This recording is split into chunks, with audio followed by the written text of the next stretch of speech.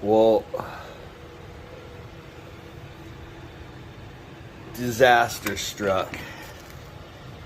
This was what was on top of my print. It fell off the print bed. It was just swooshing around making this thing.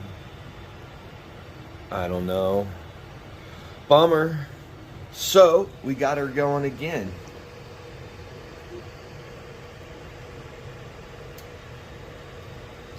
Hopefully it prints. Let's see if you can see this a little bit better.